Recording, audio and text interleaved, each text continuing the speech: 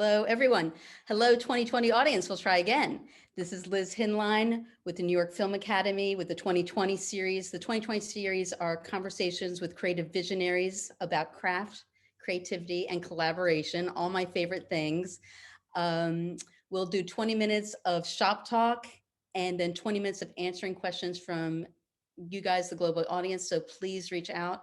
I am thrilled and excited to have a wonderful best friend of mine who is a fantastic genius filmmaker, a great artist, Sarah Pirozek. Hi, Sarah. Hi, everyone. Hi, Liz. Thanks for having me. Hi. So Sarah made this amazing film that I want to show you a trailer for, and then I want you guys to look at it and even just guess what the budget is for this, because you will never guess what that budget is. She is just such a genius filmmaker. So Zach, if we could screen the film, or the trailer, that'd be fantastic.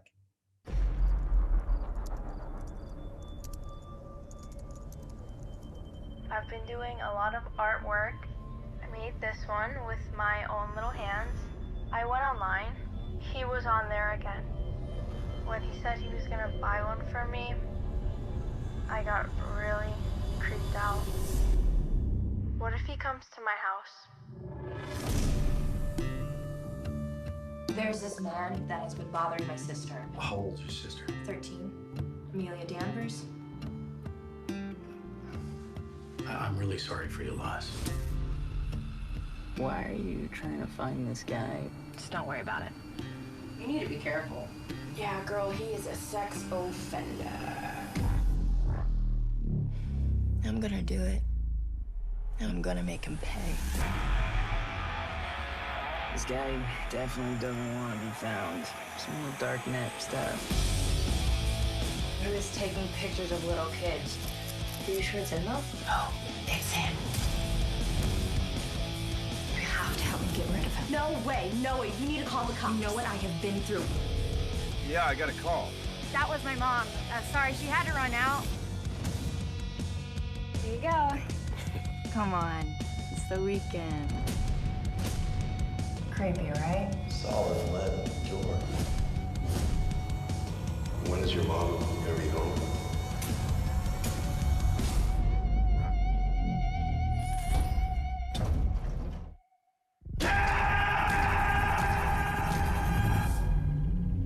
What would you do if this was your sister?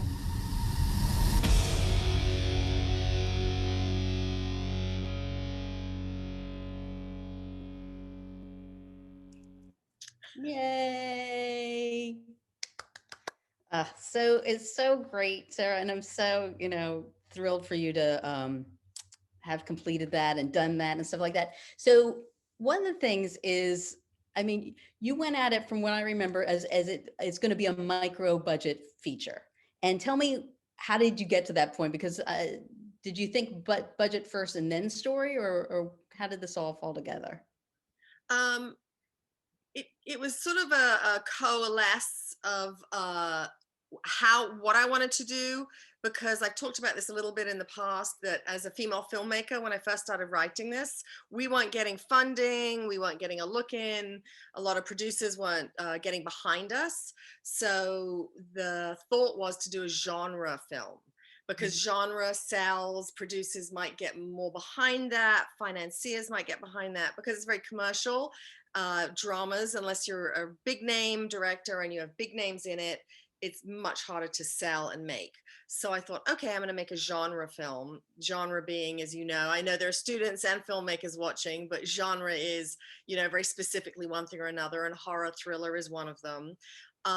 And doing that, you can use not a line talent group. And so then I started thinking genre, and then I thought, okay, well, I have access to this really scary basement. What can I write there? And so it was kind of a combination. And then knowing that the budget was going to be low, because even if I got funding, it was still going to be low, because it was my first narrative feature. Well, it's also like it's so old school DIY, like I have a barn, so it's going to be set in the barn. I have, and I can feed them in my kitchen, and there we go. And it really, but obviously it doesn't look like that at all, at whatsoever. And as we know, as filmmakers, one of the keys is casting for any project, because everybody likes the namey names and stuff like that. So when you started your casting process, you had your script, you had, did you do many like read throughs or things with the script before you went into heavy casting, or what was that process? Um, it was also, again, a little bit backwards, because I had met the lead guy, Mark Menchaca, at an event through some friends, and I had already started thinking about the concept. And then he really inspired me to write the character, the lead character for him. So for people who don't know Mark, he's really a phenomenal actor. He's also a filmmaker. He's a writer director too. And when I met him, I said, I'm going to write a script for you, and I'll come back at you in 6 months and see if you will do this. Because, I couldn't ask him to like just get on board if he hasn't seen the script. So that was a huge part of the casting, was getting him involved. He said, okay, he smiled. He said, okay, great. He knows how it works. And 6 months later, I brought him the script that I'd written with him in mind. And people say not to write for someone, but it was helpful for me in this particular situation to write for him, just imagining how he would say things, how he would be. And so luckily he read it in 24 hours, got back to me, said he'd do it. So that was awesome. I had another actress attached through some other folks, who was a phenomenal young actress, but she got a conflict and had to pull out last minute. So then we had to push the whole film. And the reason I'm talking about scheduling and casting is because you also have to think about that, because if you lose your lead, I mean, as you know, with your film, you lose your lead, and then what do? Oh, that person's doing it because that person's in it, or, vice versa. So it's very dominoes. But he said, listen, I'm going to stick with it. I'm going to do it. And we rebooted it up in about, it was like 8 months later, we rebooted it. And then he actually found, well, his manager who managed him actually found Sarah, who you saw in the trailer, Sarah Rich. So I just have to shout those two out. Sarah Rich and Mark Menchaca are incredible. And I didn't think she was going to be amazing. I thought she would be, a nice actress that's also managed by, but she ended up being phenomenal. So did you have to go through a casting or work with a casting director or not? So initially, when I wrote the script, I knew that I would have Mark, because I didn't go through a casting director for him. And then I was going to go through a casting director for the other parts. And then I had the other girl who dropped out.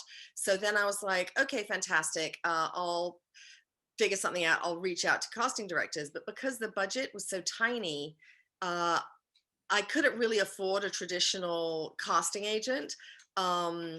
They can be expensive, even for indie, low budget indie, it can be 10 grand just to pull people in. And, it was just beyond the budget that could bear at the time.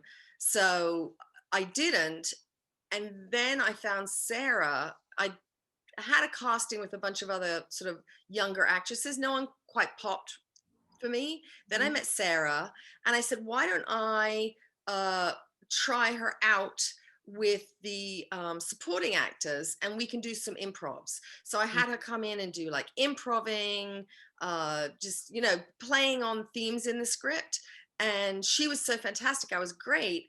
And then a friend of mine, Millicent Diane, who has Diane Foster Casting, she reached out to me. She had done a bunch of my old hip hop videos, because as you know, back in the day, I used to direct a lot of music videos. So she said, girl, she's really funny. She's like, my English beauty, I'm going to come and hook you up. So she came on board, and that speaks to creating relationships in the business, because we had worked together many years ago on a Queen Latifah video.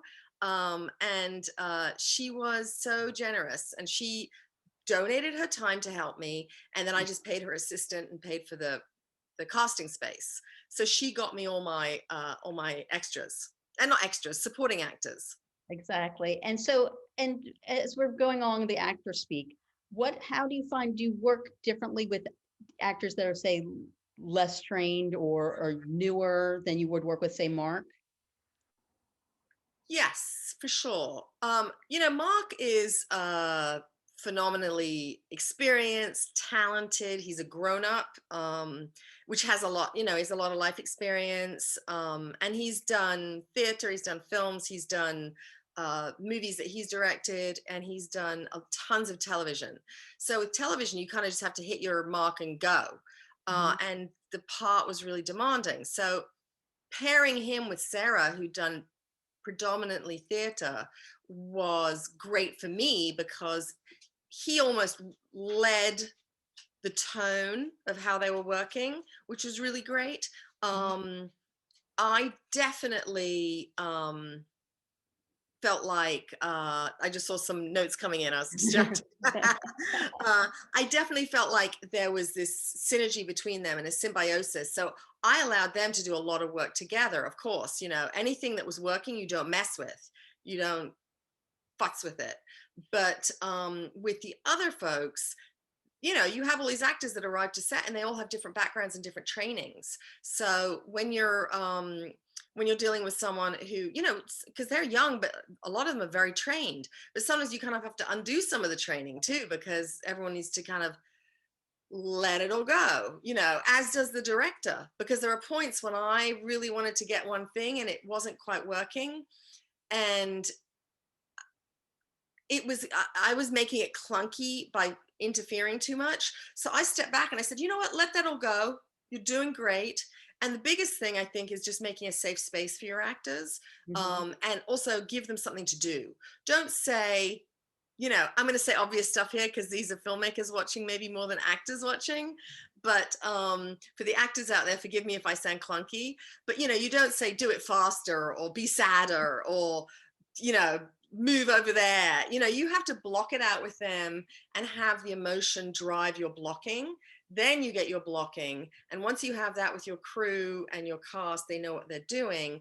Then you let them play it a little bit.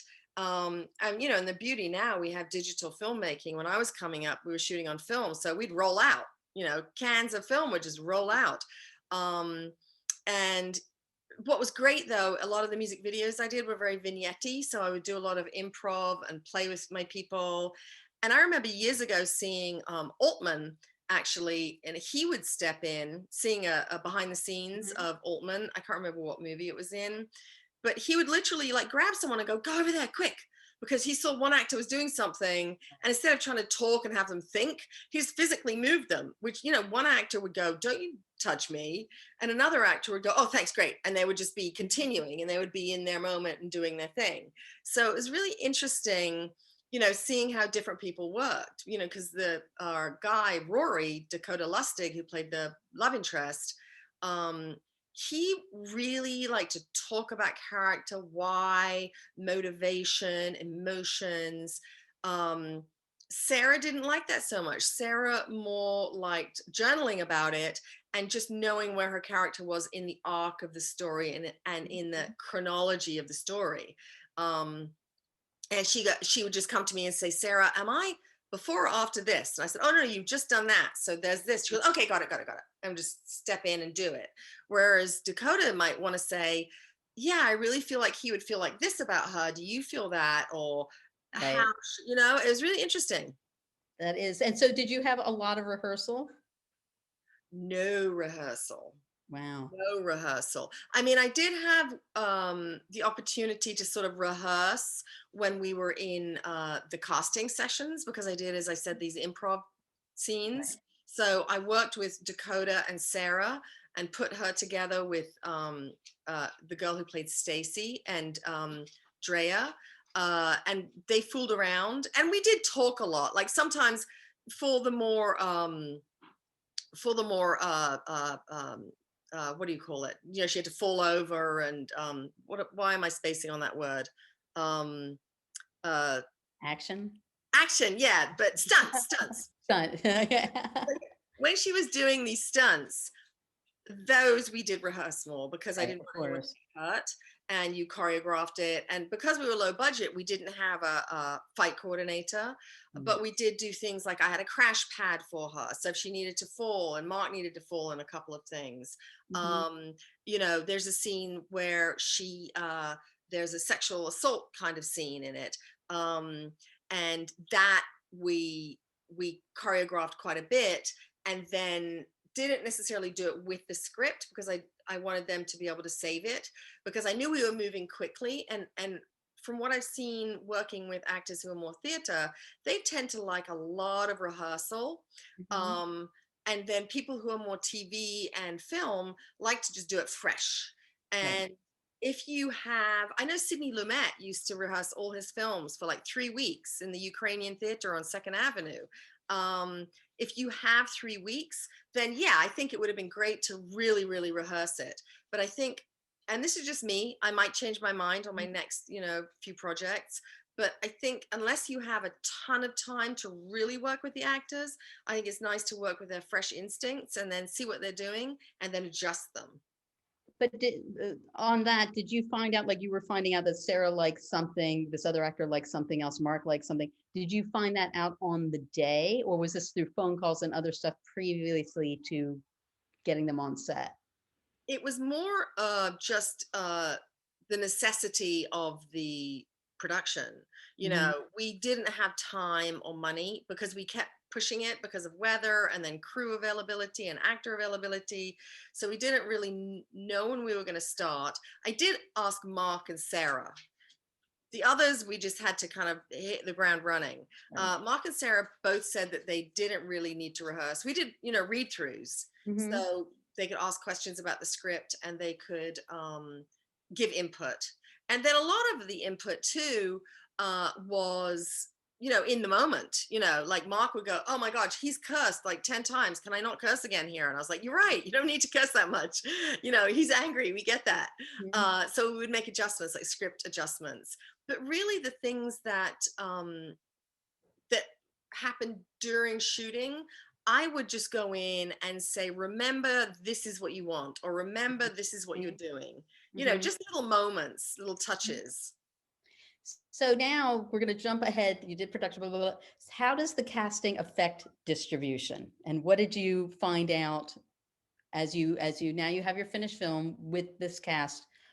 What was your sort of pie in the sky going in, and then what was the reality check? And also, Sarah did this wonderful article. Sarah, maybe you can shout it out, and Mm. people could look for it in Filmmaker magazine, right? Yes, if you Google Filmmaker magazine, my name, Sarah Pirozek, and then distribution, you'll see the article, and it's the part one of the article is about my journey. So what? So with so so cut to now you have the finished film. You're going to some festivals. We all hear the pie in the sky. Oh, get into Sundance, get picked up, and blah blah blah blah. Um, but that one in a trillion that happens to what is, now that you've done all this research, what are you seeing that is happening, and how is it casting affecting what happens with your film? Okay, well, it goes without saying that if you have a big star in your movie, you're much more likely to be picked up for distribution. But there's really another part of this whole story that you have to think about, is that how are you showing uh, the film to the world? How are you introducing the film to the world? And, with big movies, you might have distribution already set before you even shoot. Or if it's a medium movie, you might already have your sales agent and your packaging people already set. So as soon as you hit the festivals, they're already out there selling your film to go to festivals before getting picked up as a film to be distributed. So with indie films and lower budget, we're talking like $1 million below, and then micro budgets like my film, you're really depending on the producers, which is usually the filmmaker in a low budget, to do all the work to get the film out there. And then you have to be very strategic about what you do with your festivals, because festivals lead to distribution. Because what you do need is, you need your laurels, you need the approval of the cultural world out there of filmmakers. So if your film gets accepted into a festival, it means that a ton of people have seen it, because you get screeners to look at films. They've been cherry picked out of, tons of films. For example, if you win the lottery and get into Sundance, they had, I think 2 years ago, 4,000 narrative features submitted. And of those 4,000, I think they screened 120. So 120 films get picked out of 4,000. So you can imagine, all these people looking at all these films. So if your film gets selected to a festival, even a small festival, a smaller festival, there is some level of gatekeeper that you've had to pass. Which I think is really important. And then that tells people, okay, this is something worth watching. This is something worth seeing. But what I discovered, because I was very naive about all of this, that I got good advice: don't go to every festival, don't enter every festival, and don't take every offer up, because you can overexpose your film. But there are the top four. There's TIFF, Sundance, South by, Tribeca. Tribeca's, just below maybe the top four is the top four. And then there are invitational festivals like Telluride, etc. And then there are the foreign festivals, and of course Cannes, etc. But that's a separate thing, I think, for films that are of this kind of budget level. But so for the American festivals, for American filmmakers, and even for foreign filmmakers, those are the top four. Did I say four? TIFF, Tribeca, South by, and Sundance. And you're probably not going to get into them. Well, Even if the film is brilliant. And it is hard and cold, and this is what I learned, which I didn't realize when I made my film. It's like, oh, you just have to make a great project, and then there you go, that's it. Right. But what you actually need to do as a filmmaker, which I was naive about and no one told me, so I'm glad we're telling the audience this, is you need to start marketing and picketing for your film before you shoot, and starting to get people to talk about your film much earlier, so the festival programmers who are buddies with other producers know you. And they look for it. So they're already primed to look for your film. And then when your film comes across their desk or into their computer, whatever, they're already primed to like it. But then the thing that also I was naive about, so yes, and Kickstarter can help with that, or a fundraising thing can start with that. You can do events about your film before you do it, like if you're doing fundraising events and other things, or readings, just get a social media profile up there before the film is made. I went through the whole thing of my casting and talking about writing and all that stuff.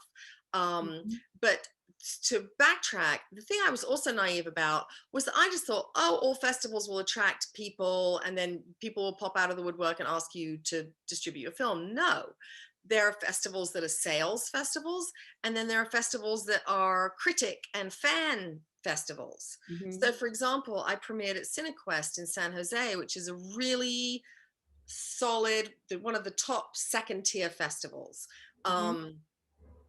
They run an impeccable festival. Woodstock Film Festival that I also played was another thing, an impeccable festival, but they're more fan and critic based. So if you go there thinking you're going to sell your film, you're not. It's not a market.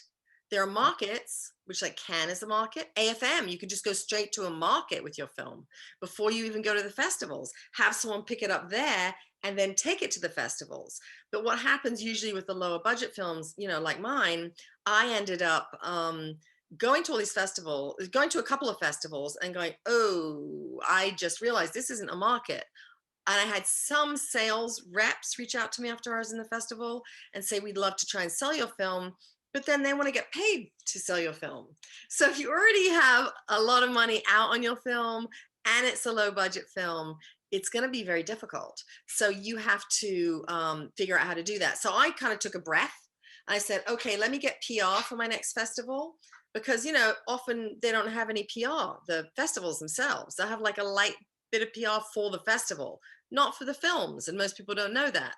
So I hired a PR firm, which is also not cheap, to do my East Coast premiere at the Brooklyn Film Festival.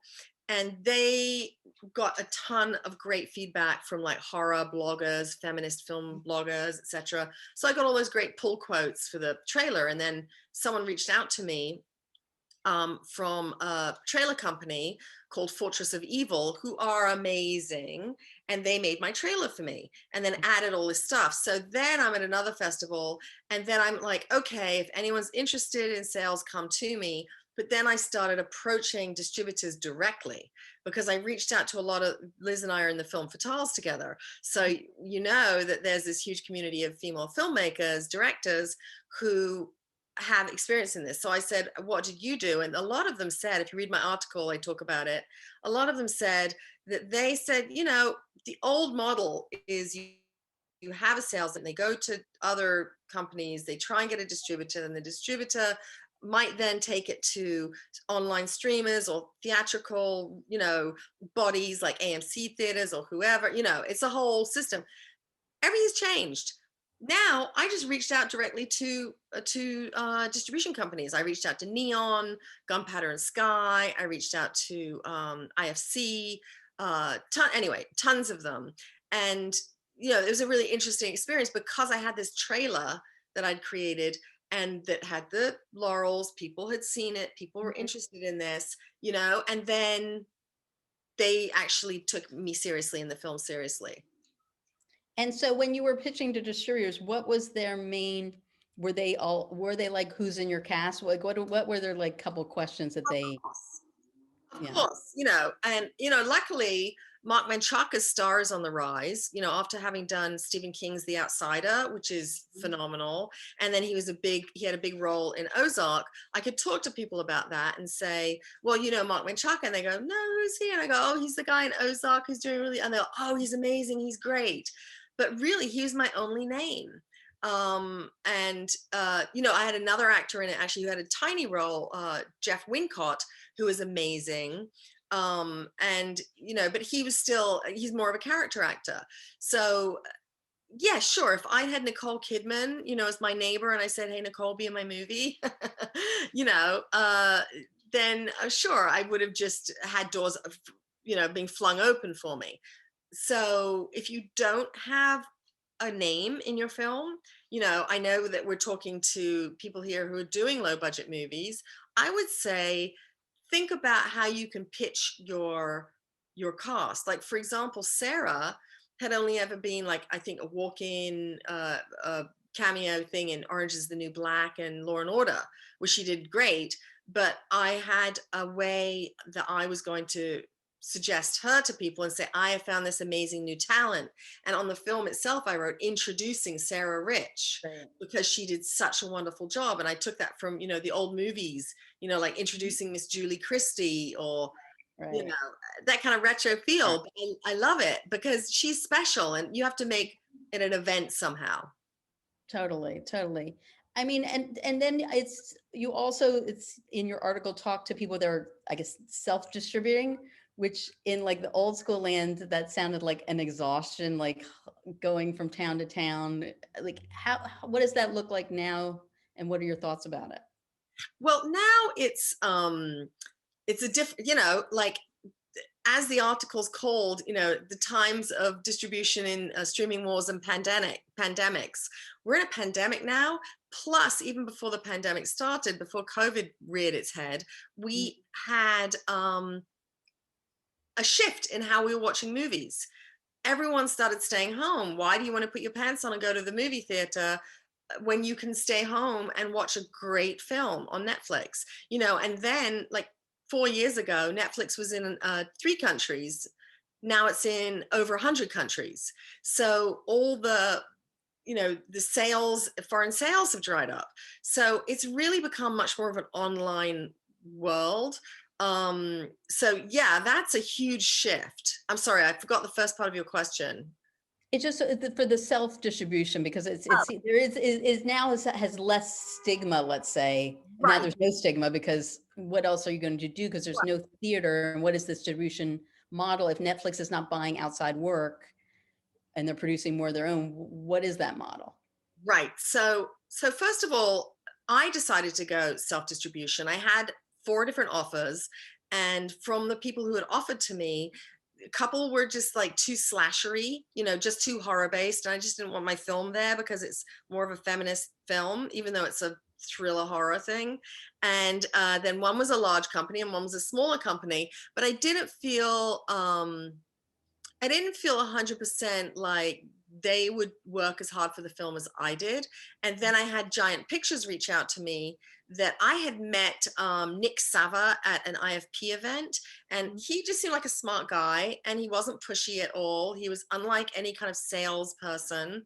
And he just said, if you want to have control over the life of your film and have ownership, you could come to Giant Pictures. We have to look at your film and see if we accept it or not. So it's like a curated aggregator. There are other aggregators like Quiver or Bitmax and a few more that you could just go straight to and get your film out there. They then will pitch it to these different platforms like Amazon, Netflix, Hulu, Apple TV, whatever. So that's what's happening. I'm literally in that process right now. I have to get off here and do an email to Giant when I get off here. But they are the brokers between that, because yes, as it says in the article, Minette Louis was talking about, in 2015 to 2017, Netflix jumped in and picked up like 4 or 3 of her movies that she had made, because they were picking up indie films that were completed. But then they changed their model to doing originals. And that way they could make sure that they got the projects they wanted from development stage. So if that's happening, they don't want to buy indie films anymore, but then you can be added to their library later, but it's a different kind of financial model for you then. It is amazing how much education happens, like that you had no idea that how much, for me, to be educated into distribution and sales and contract reading and all the things to making a movie.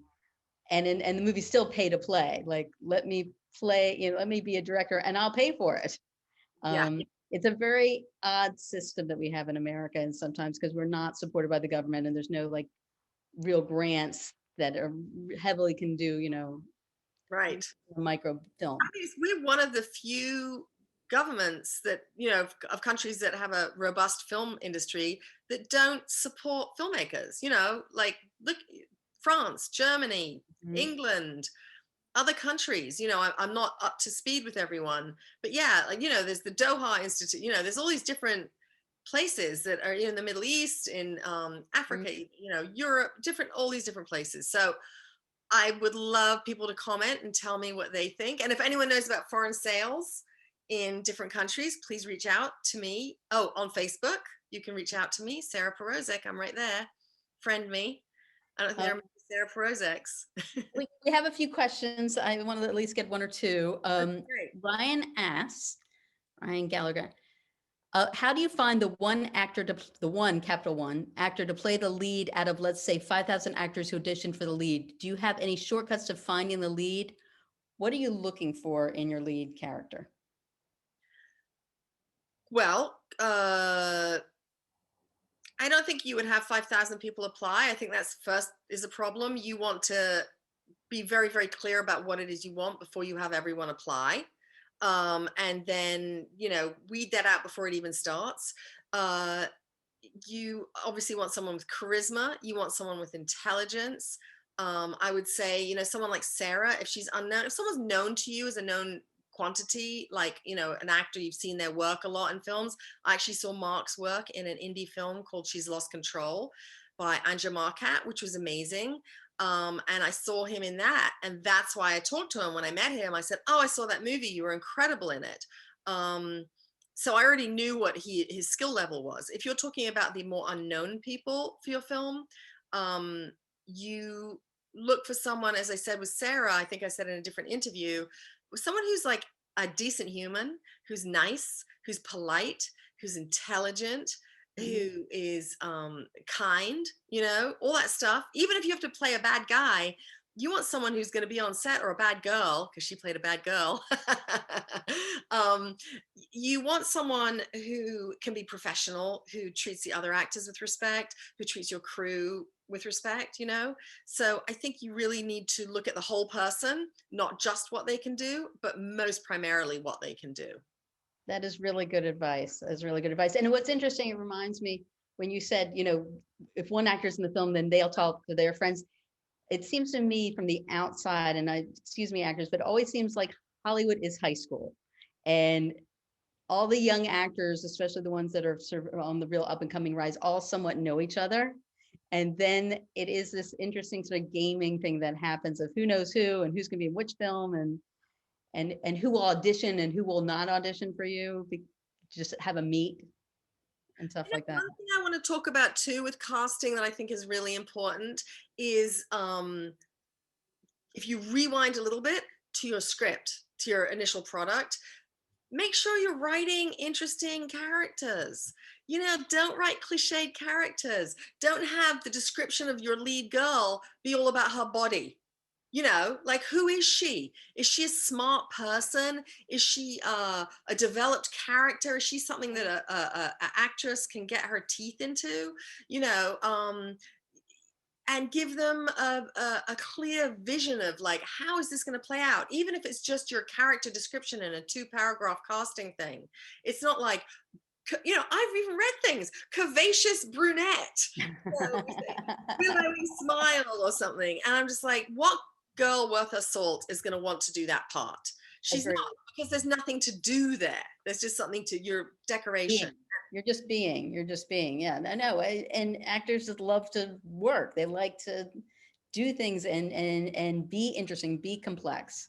Um, I I mean, I guess this is a question for you. How do you feel your well creatively now? There's so much, we're so saturated with so much. And as filmmakers, we watch a lot of stuff and do that, but how do you not be derivative and obvious when you're seeing so much that's in your subconscious?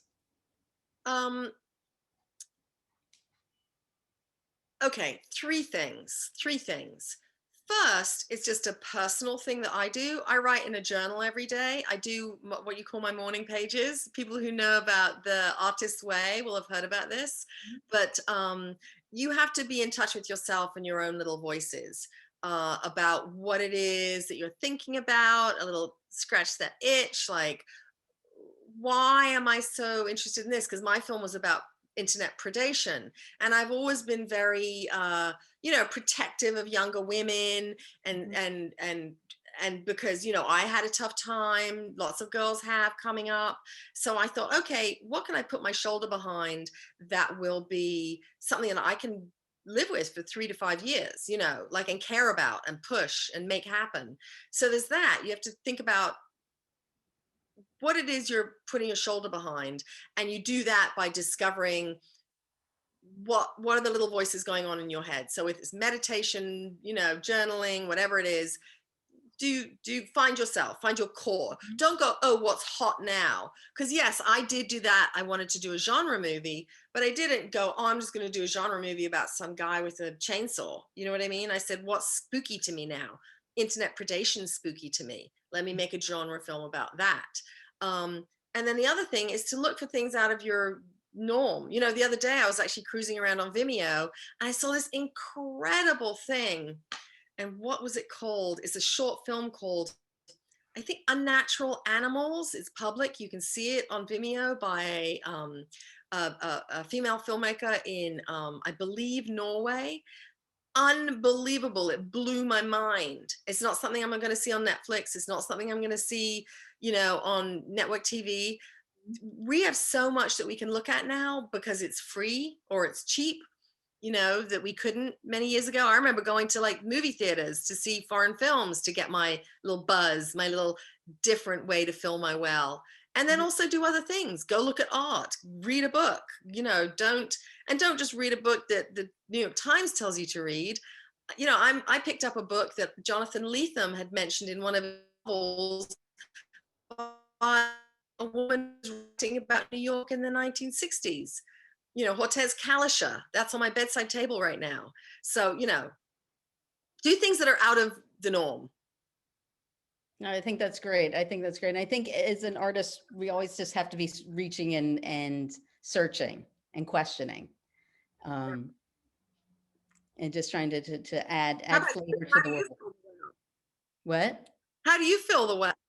How do you fill the well? All the above, and I find anything, you know, methodic, like running or walking or things like that, looking type of things, and also being open to having conversations with people that I don't know that are totally different than I am. Yeah. That's the one thing I miss about being in New York right now during the pandemic. Because whenever I'd go on the subway, I'd like strike up a conversation with someone, or I'd get in a taxi cab and talk to the cab driver and learn about Senegal or Russia, or, you know, crazy, you know, talk about politics in Iran with someone. It's crazy. Yeah. That So is yeah, exactly. people are great. Sarah, we've come to the end of our wonderful, amazing time. Thank you so, so much. You are so brilliant. I'm so pleased and proud that you've been on the show. And thank you, New York Film Academy, for sponsoring the 2020 series. It's a great ride for all of us. And everyone, have a great week and be healthy and safe. Thank you so much. Thanks for having me. It was great.